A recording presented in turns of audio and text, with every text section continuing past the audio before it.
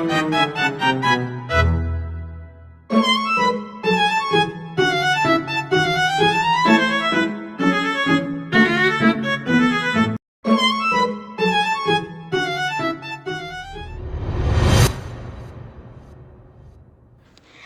dan Raffi adalah pasangan yang akan menikah dalam waktu 3 bulan ke depan. Mereka memiliki latar belakang keluarga yang berbeda. Raffi tumbuh dalam keluarga di mana ayah sebagai pencari nafkah utama dan ibu mengurus rumah. Sedangkan Siska tumbuh dalam keluarga yang menjalankan pembagian peran secara setara. Perbedaan pandangan ini membuat mereka sering berbeda pendapat saat membahas rencana kehidupan rumah tangga ke depan, terutama dalam hal pembagian tugas dan tanggung jawab. Iya. Silakan Mas, Mbak masuk. Mari silakan, boleh duduk. Baik, benar dengan Mbak Siska dan Mas Raffi ya. Nah, kedatangannya di sini pasti kalian bukan tanpa alasan kan? Saya yakin pasti ada sesuatu yang sedang kalian rasakan dan alami.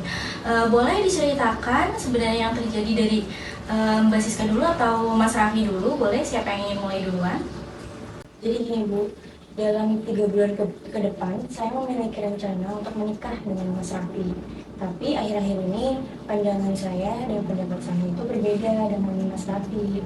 Saya ingin mengurus rumah secara bersama-sama, tapi pandangan dari Mas Raffi itu berbeda Bu. Iya Bu, jadi saya berpikir sebagai calon suami, saya yang akan mencari nafkah. Nah sementara nanti Siska yang akan mengurus rumah tangga gitu Bu. Baik, saya mengerti apa yang kalian sampaikan masing-masing. Dari Mas Raffi berpikir tugas suami itu hanya fokus untuk mencari nafkah saja, sedangkan untuk istri itu cukup dengan mengurus rumah tangga. Sedangkan pengennya Mbak Siska itu ingin berbagi peran rumah tangga. Nah, di sini kita akan mengeksplorasi keyakinan kalian masing-masing, yang dimana kalian kan punya pandangan berbeda-beda nih. Dari mungkin karena dulu melihat orang tua dan lingkungannya berbeda. Nah, dari itu Mas Raffi, kenapa punya pandangan atau pendapat seperti itu? Jadi begini Bu, saya ini kan hidup di lingkungan keluarga yang termasuk konservatif, yang dimana ayah saya ini berfokus untuk mencari nafkah dan ibu saya mendukung di belakangnya. Dari ini saya berpikir nantinya kan kita akan menikah, mungkin ini adalah cara yang terbaik untuk keluarga kita nanti Bu. Oh, saya memahami Mas Raffi itu dari seperti apa kayak. Terus sekarang Mbak Siska, kenapa Mbak Siska ini memberi pendapat seperti yang tadi Mbak katakan?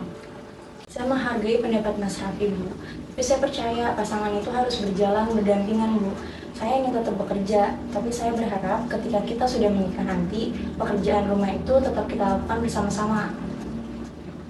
Oh, dari cerita yang kalian katakan tadi, ternyata kalian ini memiliki latar belakang yang berbeda ya, yang dimana hal tersebut dapat mempengaruhi kalian dalam berpikir bagaimana peran dalam pernikahan itu. Sebelum menyimpulkan siapa yang salah, di sini kita akan menggunakan pendekatan CBT, yang dimana kita dapat mengenali apa yang sebenarnya kalian pikirkan, rasakan, dan juga harapkan.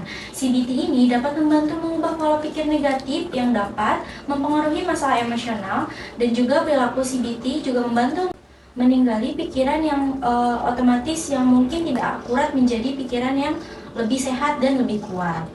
Nah, sebelum kita membahas lebih lanjut lagi, saya akan bertanya dengan Mas Raffi, bagaimana sih peran utama seorang suami itu? Yang namanya suami pasti akan menjadi pemimpin dalam suatu keluarga, juga akan menjadi kepala rumah tangga. Jadi saya berpikir untuk mencari nafkah itu peran saya sebagai suami yang paling utama. Oh, ya, selanjutnya tuh untuk Mbak Siska tuh, bagaimana sih peran utama seorang istri itu menurut Mbak Siska? Menurut saya itu istri sebagai pendamping Bu, untuk mengurus rumah tangga dan mendidik anak. Tapi kan kalau pekerjaan rumah itu bisa diurus secara bersama-sama. Baik, saya mengerti bagaimana pendapat Mbak Siska barusan. Nah, kalau untuk Mas Raffi, apakah ada perasaan atau ekspektasi yang mungkin tersembunyi di balik pandangan Mas Raffi tadi? Apakah Mas Raffi merasa terbebani dengan peran sebagai suami kalau suami itu sebagai pencari nafkah utama? Kalau boleh jujur, Merasa terbebani nggak ada Bu, tapi pasti saya khawatir nantinya saya tidak bisa untuk mencukupi kebutuhan keluarga saya. Iya, saya mengerti. Sebagai suami, pastinya wajar sekali jika memiliki kekhawatiran seperti itu. Kalau untuk Mbak Siska, bagaimana dengan perasaan mengenai peran istri nantinya? Apakah ada ketakutan atau ekspektasi yang tertentu yang Mbak rasakan nih? Saya merasa senang membayangkannya Bu, tapi di sisi lain saya merasa takut, kewalahan karena saya juga bekerja di luar kan, nggak selamanya di rumah. Oh iya, saya paham Mbak. Sebagai istri juga akan berpikir tidak dapat berperan baik dalam rumah tangga, apalagi untuk wanita karir seperti Mbak. Iya Bu, apalagi saya juga berpikir kalau setelah menikah nanti saya kan akan tetap bekerja ya. Tapi Mas Raffi tuh ingin saya tetap di rumah aja Bu. Saya mikir gitu kan karena cukup suami saja yang nantinya bekerja, agar nanti pekerjaan rumah ada yang ngurus, jadi nggak keteteran Bu. Saya mengerti dan paham bagaimana kekhawatiran kalian berdua. Nah, ini juga penting untuk dibahas lebih lanjut lagi. Nah, di dalam pendekatan CBT ini, kita bisa memakai teknik yaitu dengan menulis tugas untuk di rumah selama seminggu ke depan. Tugasnya ada 3. Pertama itu menulis keyakinan utama kalian dalam peran suami istri. Kedua, tulis dari mana keyakinan itu berasal. Mungkin dari medsos, keluarga, atau lingkungan. Kayak.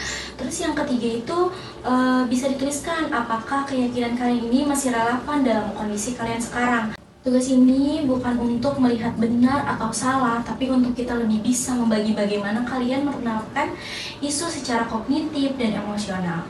Mengisinya harus jujur dan juga terbuka ya.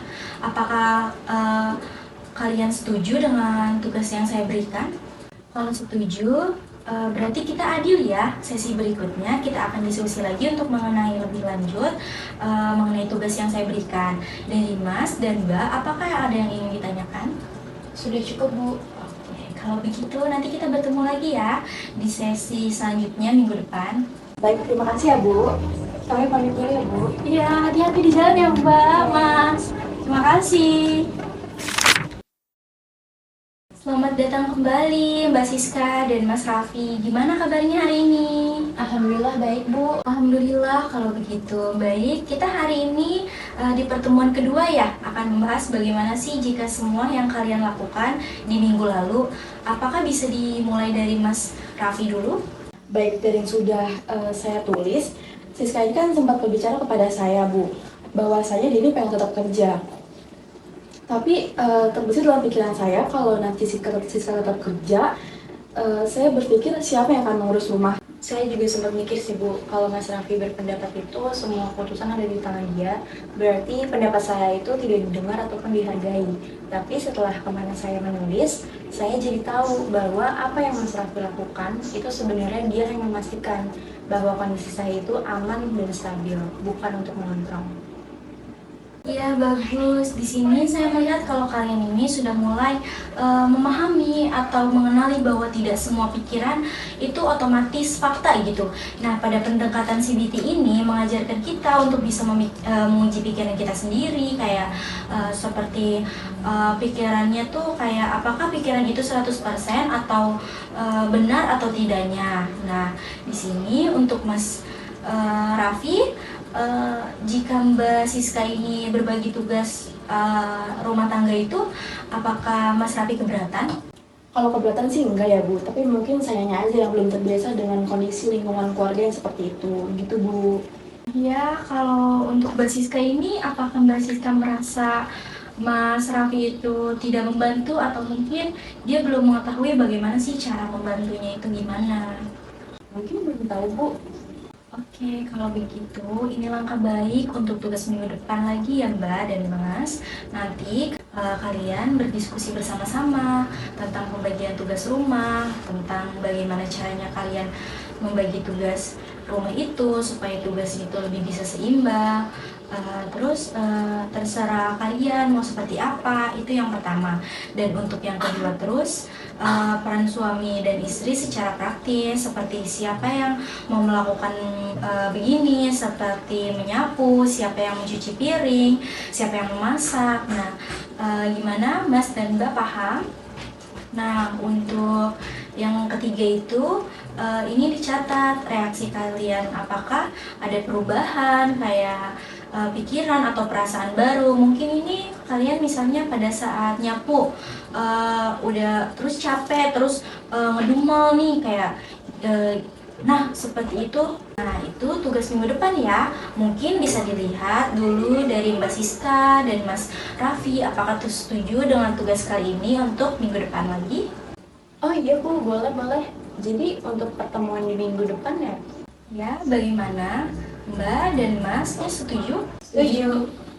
Sebelum kita menutupi sesi ini, saya ingin tahu apakah selama minggu ini kalian mengalami perubahan dalam sesi konseling bersama saya?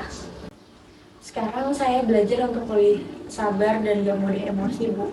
Kalau dulu ketika kita beda pendapat, pasti saya langsung tersulut emosinya.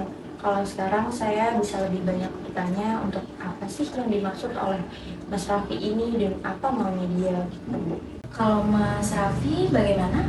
Kalau untuk saya sendiri, mungkin kedepannya saya akan lebih mendengarkan Siska, Bu. Dan juga saya tidak terlalu sering untuk membela diri. Kayak gitu sih, Bu. Oh iya, baik. Saya rasa itu kemajuan yang luar biasa untuk kalian berdua. Nah, kalau begitu mungkin kita cukupkan saja ya pertemuan pada kedua ini. Nanti kita juga akan bertemu lagi di minggu depannya ini. Nah, di sesi ketiga, apakah Mas dan Mbak siap untuk pertemuan selanjutnya? Siap, Bu. Baik, kalau begitu ini dibawa dulu ya, seperti kemarin tugasnya. Sampai kembali lagi di minggu depan, dan terima kasih Mas dan Mbak. Baik, Bu. Terima kasih banyak. Terima kasih Mas dan Mbak karena sudah hadir di pertemuan ketiga ini. Nah, di pertemuan kemarin itu sebelumnya kita sudah membahas tentang bagaimana peran suami istri ya. Di hari ini kita akan membahas tentang bagaimana tugas minggu lalu, tentang pembagian tugas rumah, betul? Dan juga mencatat bagaimana perasaan kalian setelahnya. Mungkin bisa diceritakan dari Mas Raffi dulu. Dari saya dulu, Bu. Awalnya saya canggung banget duduk dulu dengan Siska, tapi saya harus memaksakan hal ini. Di sini saya dan Siska juga sudah menuliskan seperti tugas rumah itu apa aja harus dilakukan.